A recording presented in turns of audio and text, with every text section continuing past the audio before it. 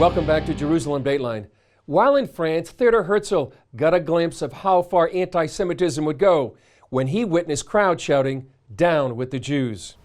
Only a few years later, he saw those words fulfilled when Russian Orthodox men shouted almost the same words before killing dozens of Jews. But as Gordon Robertson explains, that tragedy is what ignited the hope of going home to Zion.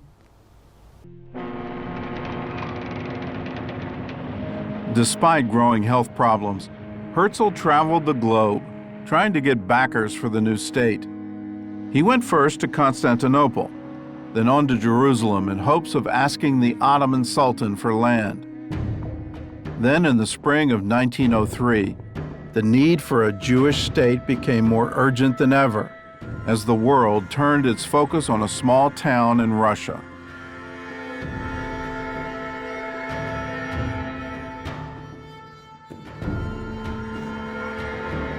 On Easter Sunday, a group of Russian Orthodox men entered the Jewish quarter of the village of Chisinau. Led by their priest, they shouted, "Death to the Jews." The same cry Herzl had heard in Paris during the Dreyfus affair almost 10 years earlier. Eyewitnesses described the bloody massacre that followed. Wives, along with their husbands, were shot down.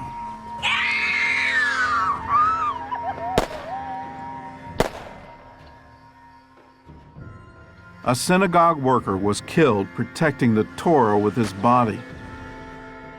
Children had their brains dashed out against the walls.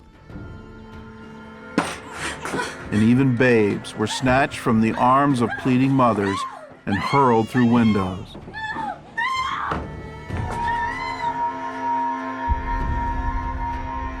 At sunset, the streets were piled with corpses.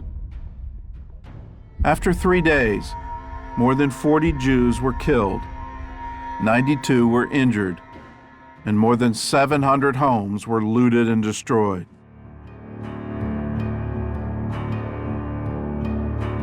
Four months later, the Jewish Congress convened under the shadow of the massacre, but that was just the beginning. Herzl had good news and bad news for the crowd. The good news was that Great Britain wanted to help the Jewish people. The bad news was how they wanted to help. After the Chisinau pogrom, Herzl had an emergency meeting with British politicians. He asked them for land in Cyprus or the Sinai Peninsula, both of which were under British control. The plan was to rescue the Jews from Russia and still be close to Palestine. The British refused and offered them land in British East Africa, now Uganda. With no other choice, Herzl accepted the offer, and the British drew up a plan for a colony they called New Palestine. In 1903, Herzl presented the idea to the Zionist Congress with disastrous results.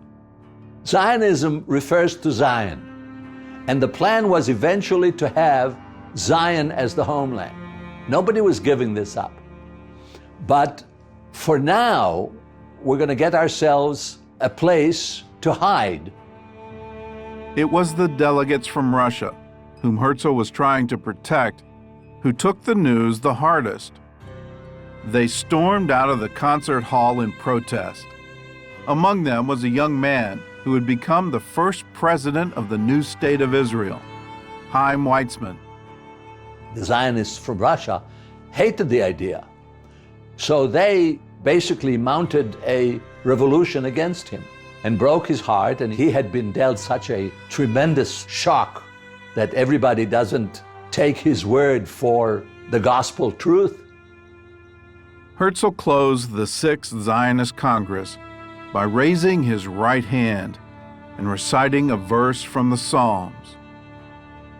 "If I forget thee, O Jerusalem, may my right hand forget its skill." These were the last words he would ever speak at the podium in Basel. Only his close friends and family knew that he was suffering from heart failure. And over the next year, His health declined rapidly. He told his old friend, Reverend Heckler, "Greet Palestine for me. I gave my heart's blood for my people."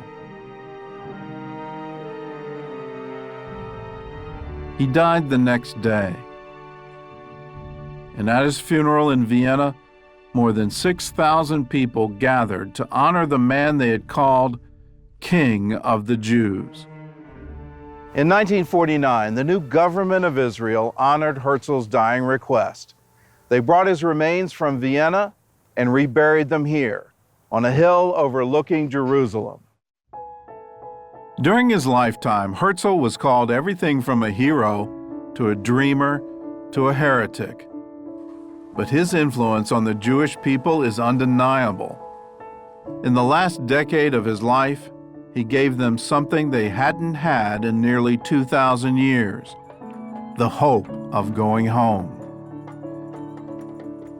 He was an amazing man. He deserves a lot of credit. He had a dream, and it was a good dream. But you know, there's a distance between dreaming and between bringing something to fruition. It took pioneers, it took men of action, men of work.